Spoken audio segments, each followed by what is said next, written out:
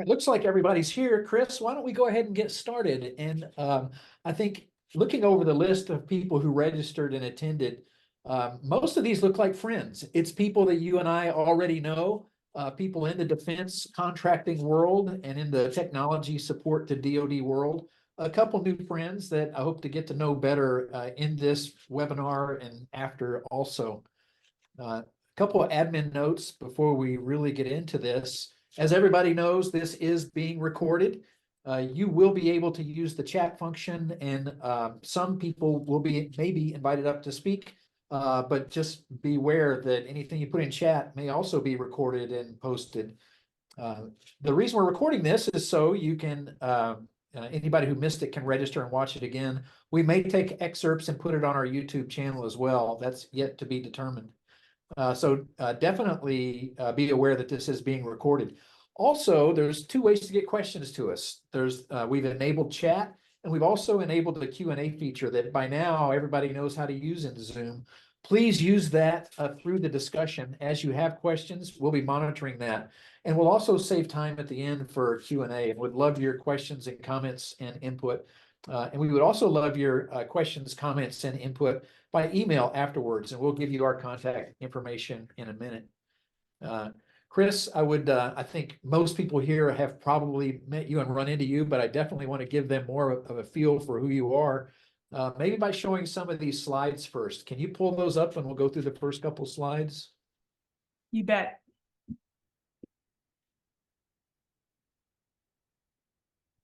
The topic is decoding the DoD Indo-PACOM missions with a focus on opportunities for defense contractors. Next, please, Chris. Just a little bit on OODA. I think most of you here are familiar with the OODA network. I just want to underscore who OODA is. OODA is a global strategic advisory company that leverages a network of experts like Chris to help deliver for clients. We have a deep expertise in mission needs of strategic missions, both in government and out of government. This one, of course, is a very government-focused mission. It's a domain that we track very closely as we try to understand this market and where it's going. Our advisory services are powered by this OODA network that we foster, and we really enjoy bringing people together to solve the tough problems in the strategic consulting. Reach us at OODA.com. Next, please, Chris. And here's where I wanted to get a little bit into Chris's background and her bio.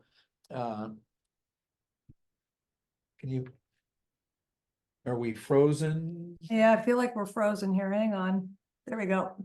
All right. Chris, before you start, I wanted to say things about you that maybe you wouldn't want to say about yourself because you're so modest. I have found that you are a real strategic expert who's been working hard to understand the business impact of technology for years. You did that in government as a U.S. Navy commander, a communications officer, making sure that the Navy could take advantage of the very best technology for long-haul comms and advanced technology for ship and shore use. You have also been doing strategic consulting, helping global corporations understand where the mission is going and what they need to do to better serve the mission. Chris, I think we all know that you stay deeply involved in tracking these DoD mission needs. You attend the key conferences, you build the strategic relationships, you understand the people and the leaders and what they need in order to execute on their missions. Another thing I wanted to mention about you is you have extensive past performance helping both government and industry understand how to best apply technology. And one thing we all like and appreciate about you, Chris, is you also write at oodaloop.com and you engage with us via our Slack channel and other dialogue. And Chris, that's my version of your bio. And please feel free to correct the record if I got any of that wrong. And over to you for the discussion on Indo-PACOM. Thanks, Bob.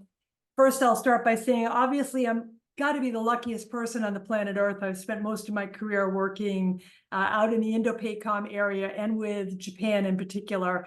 And I know that's a great area to work in, and I've really enjoyed it. I've seen so many changes in the last 30, 35 years. So with the small amount of time I have here today, I just kind of wanted to go over some of the broad brush changes on what I think is going on out there. first of all, a little bit about the Indo-PACOM area. Probably everybody knows about that area, but just to make sure you've got it in your head, it's one of the 6 combatant commands. So there's 6 of them. It's the largest. It's 52% of the Earth's surface. And there's over 38 nations involved out there. I mean, it's a really big area. It's become strategically more and more important. One of the hardest things about the area is there's over 3,000 languages spoken. So there's a lot of complications when you're talking about interoperability and making sure you know what you're doing over there. Again, very broad brush. Around 2011, we came up with this pivot to the Pacific, and that was under the Obama administration. And it was recognizing the fact that China was doing a whole bunch of things. We heard about that last month at OODA Network with Admiral Studeman. Great presentation on what China's doing.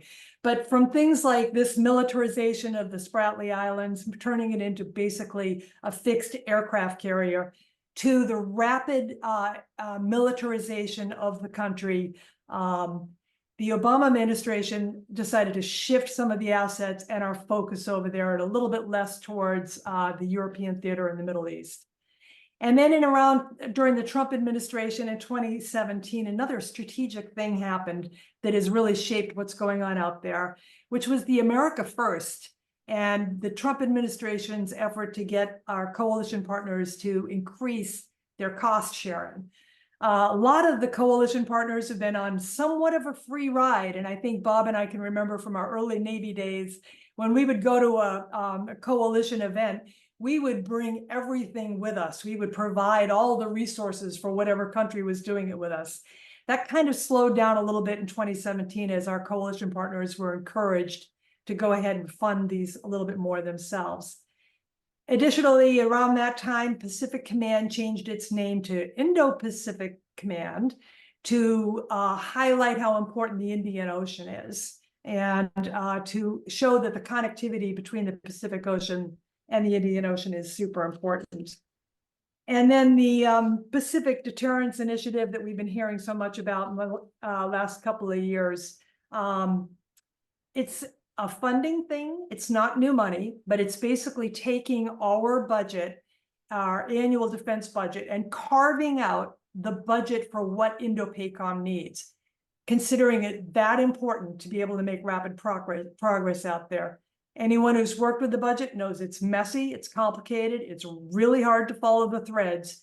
By pulling out a portion of our budget to just focus it on the Indo-PACOM area and to make sure that it's going to stay in that bucket helps Indo-PACOM be able to achieve their goals.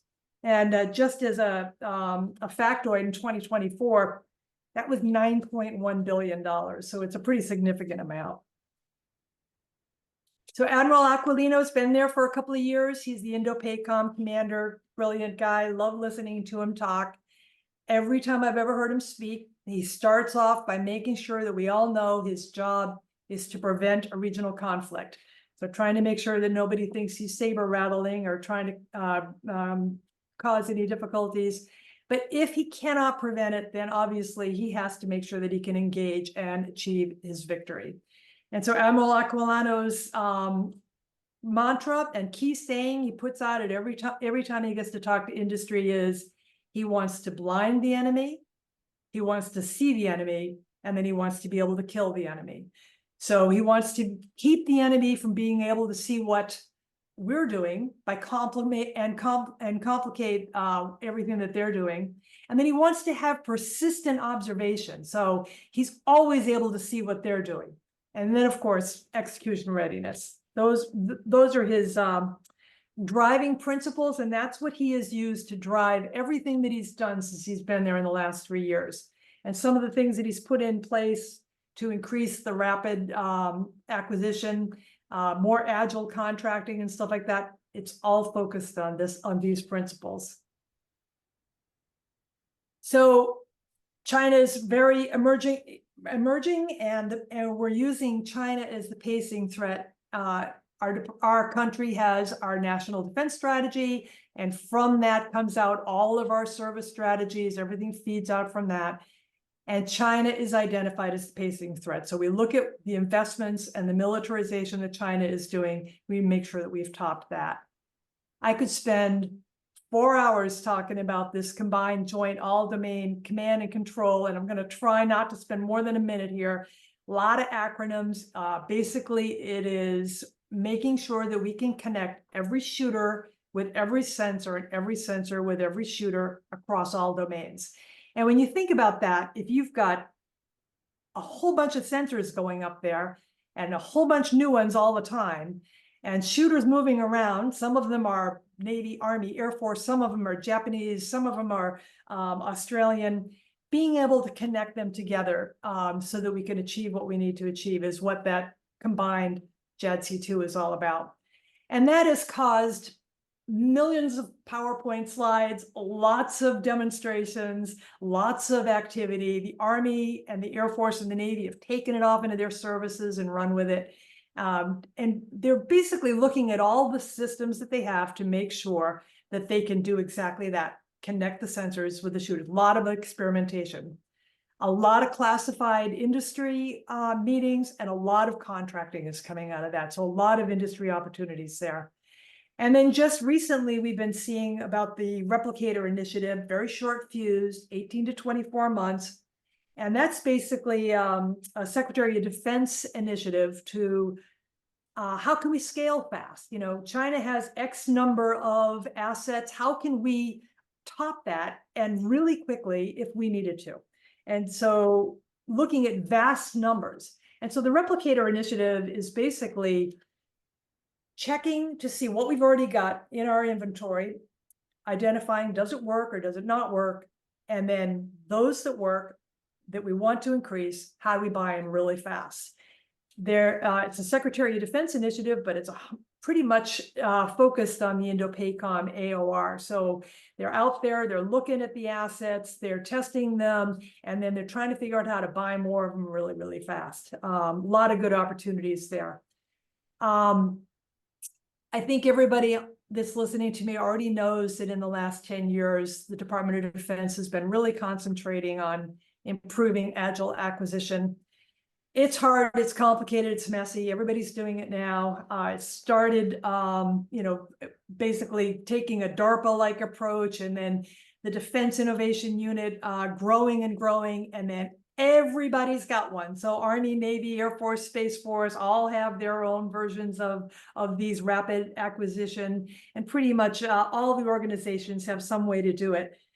We've seen a lot of improvement in the time from an operational requirement to when you can actually get it on contract.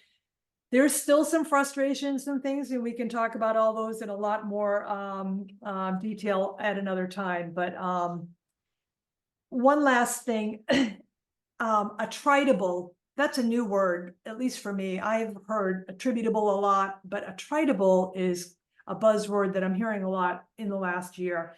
And basically that means instead of finding the perfect system out there, let's just get a whole bunch of systems that work fairly well and they can pretty much do the job, and we don't really care if we don't have them. If one set is shot down, or if one whole channel is taken out, or one whole platform goes away, we can just launch out a whole bunch more. So attritable means cheap, easy, quick, easy to put in there.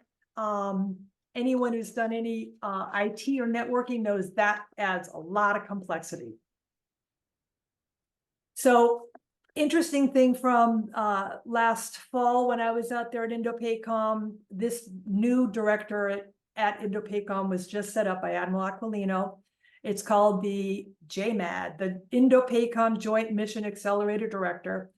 And a man named Rob Morrison has been tagged with the target on his head, and Admiral Aquilino stands up in front of all of the people he's speaking to and says, Rob Morrison's the guy that will talk to industry and get your systems and platforms on a field, in an experiment, in a test lab to check it out. Give him a call. Here's his telephone number. Here's his email address.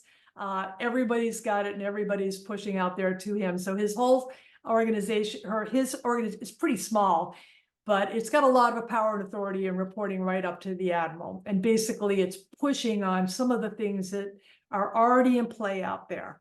So he's pushing hard on the Joint Fires Network, which is basically the fabric and the integrated network for everything they do. Pushing hard on the mission partner environment, which is the coalition networks, and we'll talk a little more about that when we talk a little later. And then PIMTech, the Pacific Multi-Domain Training and Experimentation Capabilities, basically a live virtual training extended network of different labs and fields, and its coalition partners are embedded in it. Some of them are adding some of their capabilities to it, training to be able to try out all these things. PIMTech is getting a lot of use under this. And then Stormbreaker, which is a fairly new AI wargaming effort with an embedded defense innovation unit group with it that's looking at some of the AI wargaming.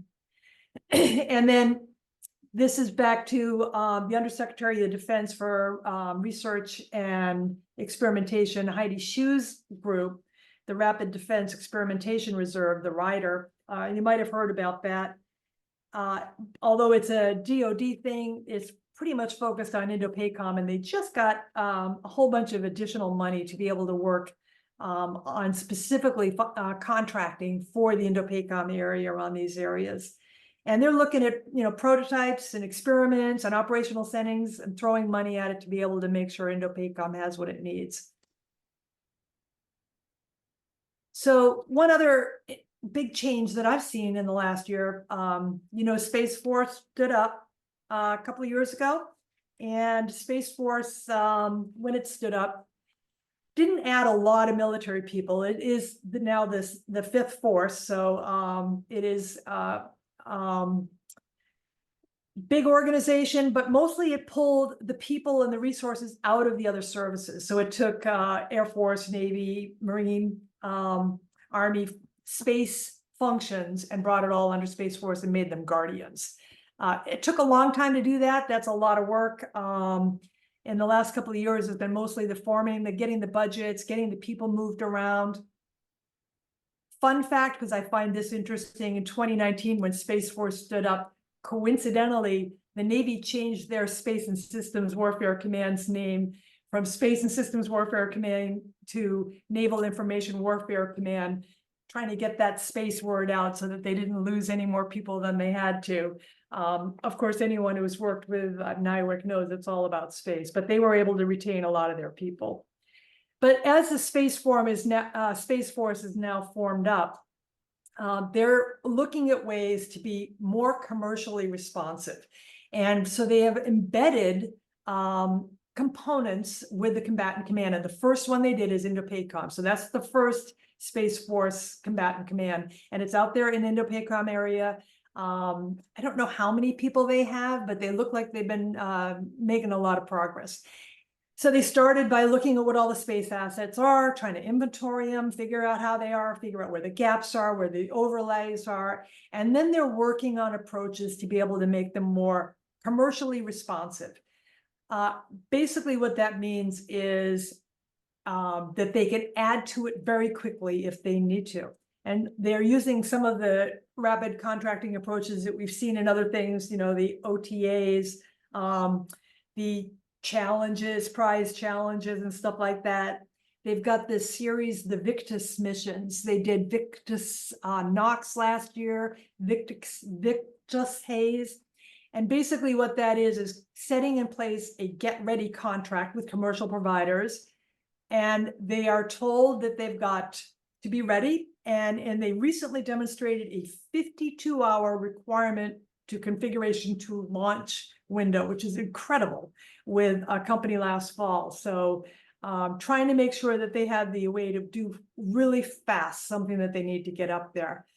SpaceWorks challenges, you're seeing those out there. And of course, they're working on their small business innovative research and small business technology transfer contracts. Those are easy contracts to be able to grab onto and get some work and get into the area, a good entry into it.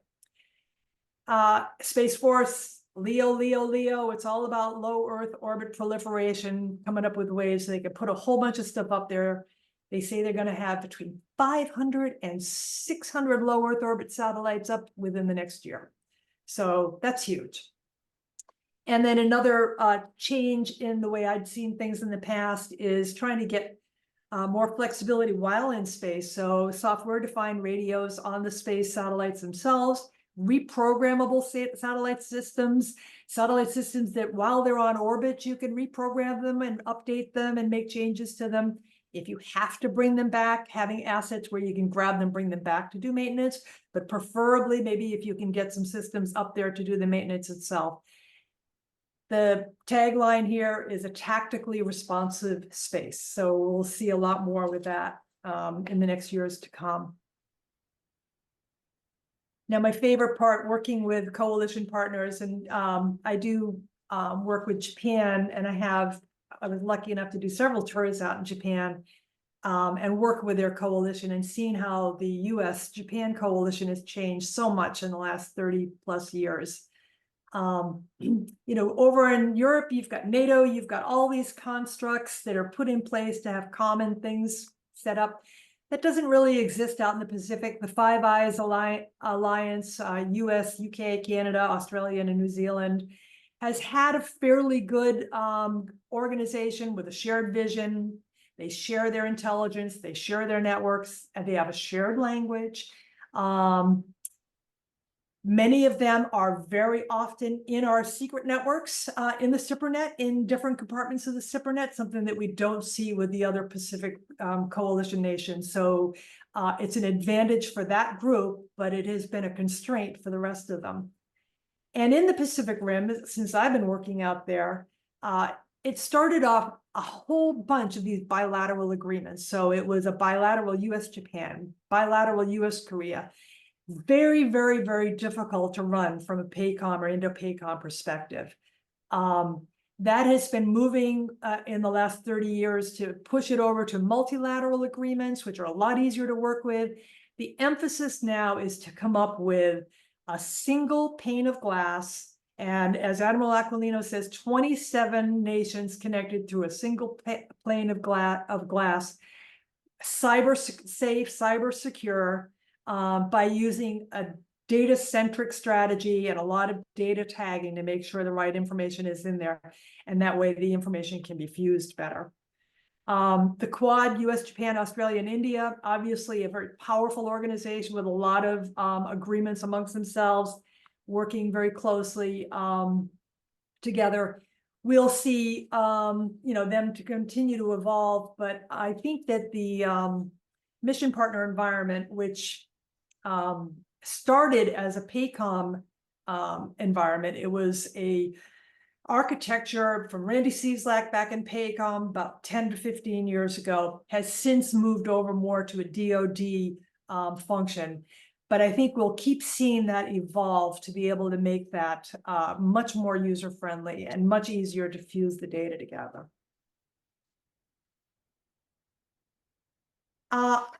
Japan has changed a lot. I think everybody knows that. And when you think about from World War II and Admiral MacArthur, or General MacArthur, sorry, General, when General MacArthur finished up over there, the Reconstruction period, there were a lot of things in place to prevent Japan from ever militarizing again. There were a lot of things written into the Constitution, and it was absorbed by the country. It was embraced by the country. They were very much a pacifist nation. Anyone who visited Japan on a military ship in the last 30, 40 years saw demonstrations. A lot of times when you pull in, Japan has always been, since World War II, very careful to not remilitarize. In the last 10 years, we've been seeing some changes to more proactive investments and more modernization. So obviously the cause of that is thanks to North Korea and to China, with North Korea constantly lobbing missiles right over the country, and the China expansion in their near islands. China is frequently bringing their assets and their submarines right up to the coastline of Japan. And with our America First tendencies and strategies, pushing our coalition partners to fund more of their own. Japan is stepping up in a way that I am very surprised at, and I am very impressed at. So just like we have our national security strategy that everything comes down from it, Japan's 2022 national security strategy was a mind blower. And when it came out, anyone who's looking at Japan was agog to see all of the different initiatives that they were putting in place. And from that came the National Defense Strategy and their Defense Buildup Program. A lot going on there to build sustainability and resiliency. What if the US isn't there to support them? What if Japan has their own needs and requirements outside of what the US is providing? They have made some changes to their constitution recently. Actually, not so much changes, but a reinterpretation of their constitution to allow them to do more investments in things like cyber and in things like space. And these changes and reinterpretations have opened up many paths for new opportunities to work with Japan.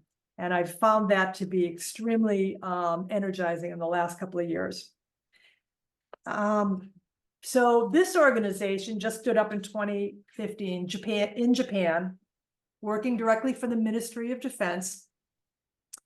And in Japan, it's the Ministry of Defense. We call ours the Department of Defense, but in them, it's the MOD. So ATLA, Acquisition Technology and Logistics Agency, is basically their new R&D branch, which they never really had before. Working with Japan used to be very slow. Always wonderful to work with them. They would take their time. They would study something. When they finally committed to it, they would follow through on it. But it took forever. It took a very long time. So these improvements that ATLA is trying to put in place is going to help a lot with that. They're making significant new R&D investments and trying to rework their contracting a lot like the US did to be able to do rapid and agile research and development. So every March out in Honolulu, they host a Pacific Operational S&T conference. If you have not been and you want an excuse to get to Honolulu in March, I highly recommend it. It's a really wonderful event. They have both classified and unclassified sessions. You get something out of it either way. But this past one last year, Dr. Mishima from ATLA came in and he put this slide up. And this slide here shows their investment increase. And I think you could hear a pin drop as everybody realized they mean business. They are absolutely working on this. So we're going to see big changes in the way they're spending their money. They're committing to reach 2% of the GDP for defense in the next 5 years. That is 1.6 times what it is today. So that's a really, really big change. And another focus of ATLA is to kind of change the whole psychology around the defense industries out there. Traditionally, a company that was defense focused would have a very limited role because of the Constitution and the things I've already talked about. So those companies that were specifically 100% defense focused were somewhat constrained. They also didn't have the very best reputation. If you were an up-and-coming entrepreneur in Japan, you would not focus on defense-related things. It just wasn't prestigious. So working on how to make it more prestigious is one of the goals that Dr. Mishima had. And working on how to make it more lucrative, how to make sure that it's much more of a moneymaker for these companies. He's got a whole bunch of plans to be able to try to improve those things over the next couple of years. ATLA, by the way, has 800 employees. That's huge. That's a lot. At OODA, we did a project earlier this year helping ATLA figure out how they were going to create this DIU-like organization. And we spent a couple of months doing a big study and giving them some advice based on how we've done it here in the US and down in Australia. creating DIU-like, ARPA-like, DARPA-like, DSTIG-like organizations that can do rapid contracting and experimentation.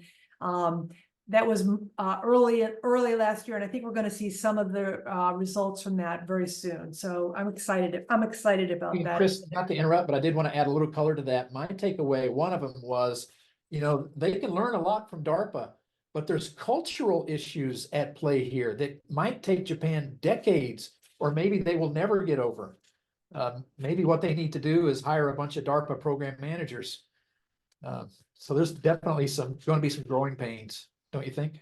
Yes, I do. The biggest cultural difference, of course, being in Japan, an employee works in an organization for their life. They don't flit around. And of course, DARPA's model is you take a scientist who's really good, maybe out of academia or maybe out of industry, you throw them in DARPA for a couple of years and you throw them back over.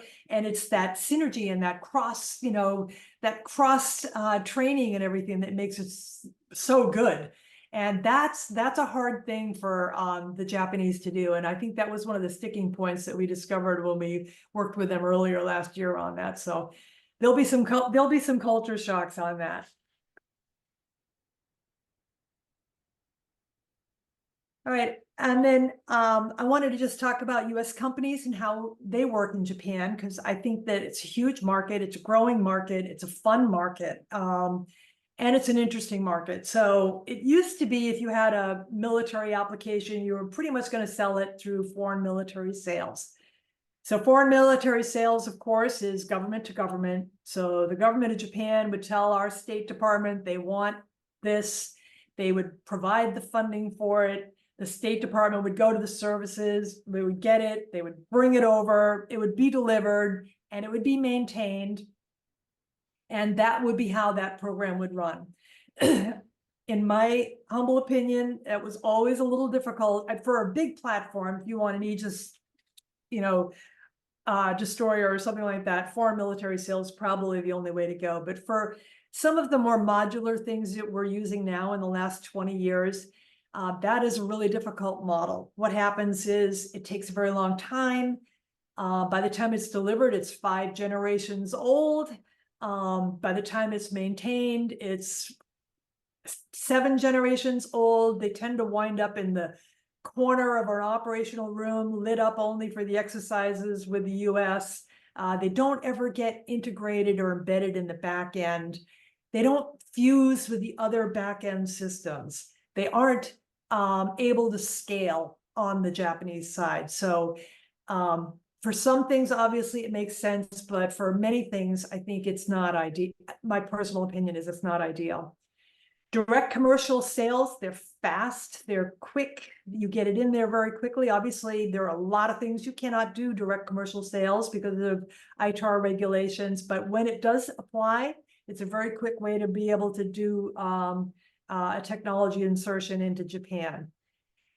A lot of luck that we've seen is these hybrid solutions. So you might have a platform itself that is pretty generic. It's got a capability that's built in the US, but there's a database or something that's a classified database, or there's a crypto component or something that can't go through a direct commercial. So a hybrid where you've got part of it is a direct commercial sale and part of it is foreign military sale can often work really well. It requires a lot of coordination, but we've seen that work. And of course, a lot of US companies will create a subsidiary in Japan just to make it easier to work with the Japanese. For some of the smaller companies, that's a lot of work and a little difficult. And at OODA, we've worked a lot with some of the trading companies. So the trading companies are like the big integrators in the US, except they don't build it themselves. What they do is they buy it. So a lot of times they'll get a demand signal from the Ministry of Defense, and they'll be asked to go out and find certain things that there's a gap or a hole with, and go out and find it and bring it back. And we have seen a lot of success with that.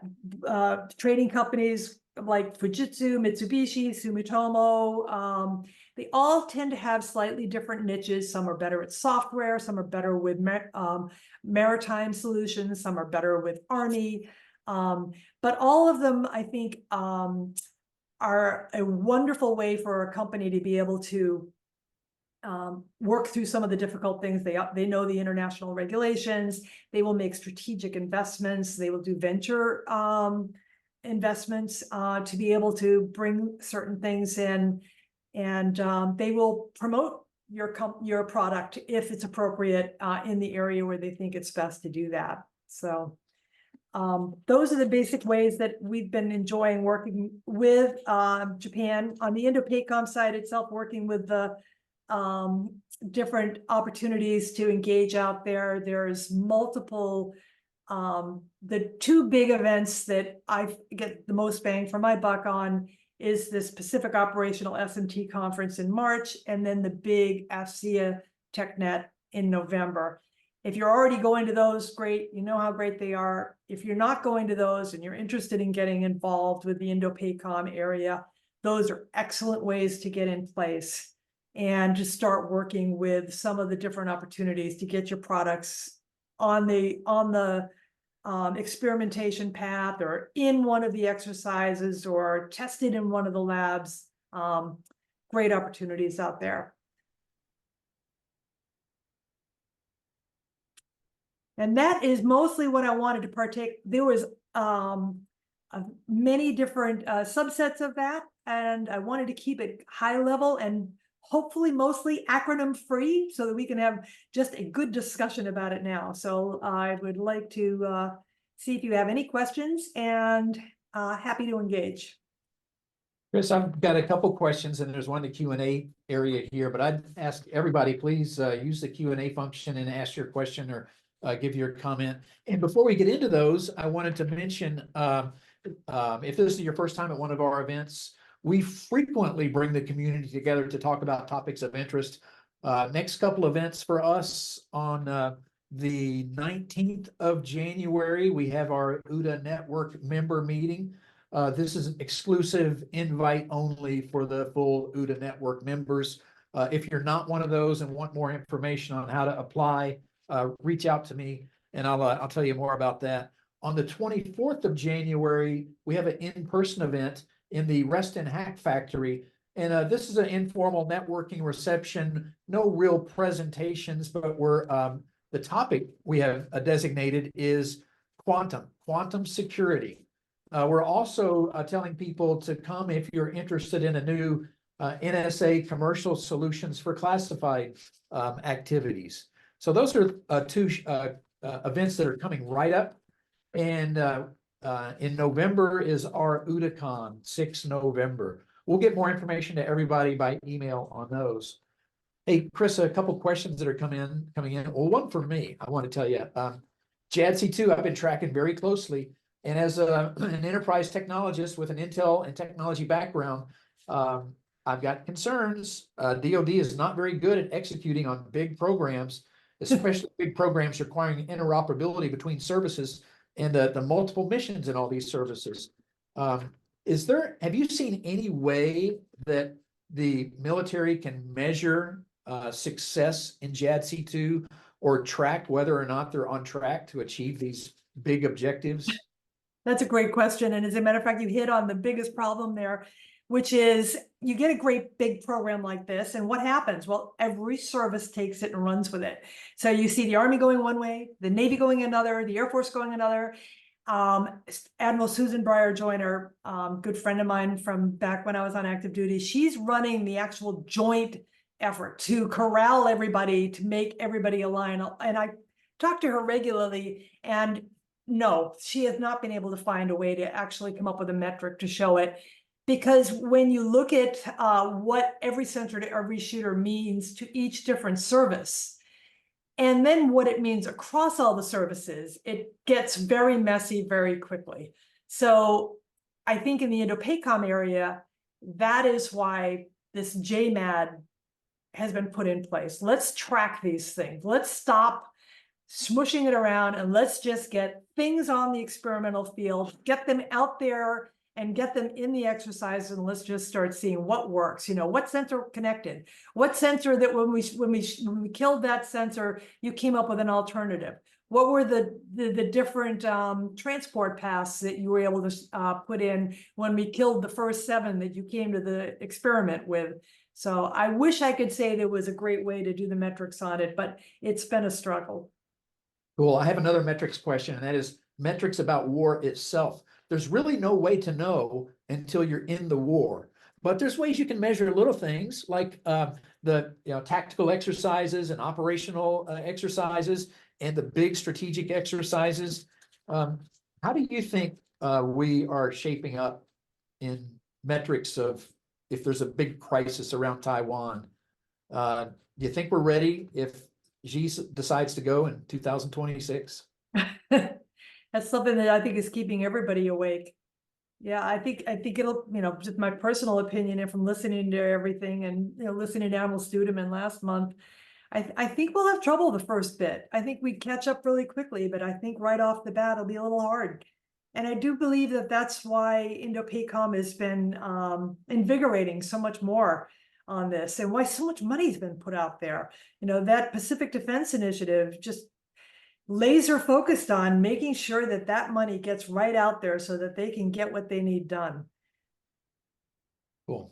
And the replicator initiative and you can atrophy these things. This includes in space, right? That's why they want tactically relevant launch. Yep. Because there's this feeling that we may not have everything in space we need, so we're going to need to be able to reconfigure rapidly and get new stuff up, right? Right. Yep. The replicator is all about find what works, scale it fast, doesn't have to be the perfect solution, just has to be functional, and then have it in your inventory so it's ready to go. And that it won't take us down if it goes down. So you can lose it and you can still operate. Cool. Hey, some questions in the Q&A channel here. Dave Ackerman asked, Chris, has this new defense plan / stance and emphasis on R&D had an effect on our working relationship with Japanese counterparts? Oh yeah. So with our Japanese counterparts, I'm not sure that it's, if I was talking to a sailor on a ship, they'd notice it yet. It's really early on. So that new organization that's standing up, as I said, we have just worked with them early in 2023 on how are they going to organize that, getting the contractual rules in place, getting the challenges, the prizes, all those kind of things, getting the organizations in place. I don't think it's in place yet. I'm not sure if you'd see our operational counterparts noticing anything yet. I'm hoping that they will in the next couple of years, but it'll take a little while for that to trickle down. Cool. Ron Thomas asked a question, and Ron, I noticed you had introduced yourself in chat, and you're with Jane's group. We love Jane's, and We do. Always Jane's have for many years. Really, ever since the old hard copy. Love the old hard copy. But Jane sure has gone digital, and it's amazing the digital capabilities that Jane's brings to the world in open source intelligence and an understanding of military capabilities. So we love Jane's and use them frequently. But Ron, I noticed in your bio here, you were also at the Kikoik at U.S. Forces Japan. I guess must be a Yokota, 5th Air Force. So a lot of experience in that domain. And Chris, Ron's question is, how much do you see U.S. Forces Japan, including 5th Air Force and the Japanese Air Self-Defense Force, coordinating on intelligence and exercises going forward? I don't probably have an answer to that, Ron, but I will give you one U.S. Forces Japan tidbit that I think is interesting. They're going to be the second Space Force component to stand up. So that's going to be standing up in this year. They're going to actually stand up a Space Force component out there. On the intel side, I'm not sure I'm the one to answer. Bob might have more insight on that. Yeah, I don't. That's something that I would love to dig into for sure. Yeah. Jackie Pinkston wanted you to repeat, Chris, about the event in March. What is that? Oh gosh, it's a great event. It's the Pacific Operational S&T Forum. It is held at the Sheraton in Honolulu. It is geek heaven, really good technical. We go into a lot of detail on what are the things, the R&D and S&T kind of things an Indo-PACOM needs. It's 3 days of unclassified, 2 days of classified. Even if you don't have a clearance and can't get into the classified, there's a lot going on there. It's technical, it's in-depth, and it's worth going to. It sets the trends for the year. Indo-PACOM is there in mass. Contrast that to the one in November, which is the AFCEA one. That's way more high level, not as much technical detail, much more strategic, which is also good. But if you're, depending on where you are on that. And I did notice somebody put in the chat to remind everybody that there is also an AFCEA that's done at the New Sano every year in Japan. It's really small. I was one of the original organizers of it when I was stationed over there, and I wish I could say it's grown tremendously, but it's still worth going. And I will, I don't know, Bob, is there a way that we can feed back? I don't have the date on that right now, but we could feed this back out to the community, those key dates, because even if they don't have tremendous amount of content at the one at the New Sano in Japan, it's worth going just to be able to liaison with the folks that are on the ground. Right. Okay. Yeah, we'll get a follow-up note to everybody here and let them know that and other interesting info. No other questions. So I wanted to say to everybody, I hope you enjoyed getting a little insights from Chris. And I think we talked about some major events. One thing I say very confidently, you should not go to any of those events without Chris on your side. And we would love to hook you up with Chris and make her part of your consulting team as you want to grow in the DoD space. So please let us know your feedback on this event, and we'll reach out by email with some additional information. Any final comments there, Chris?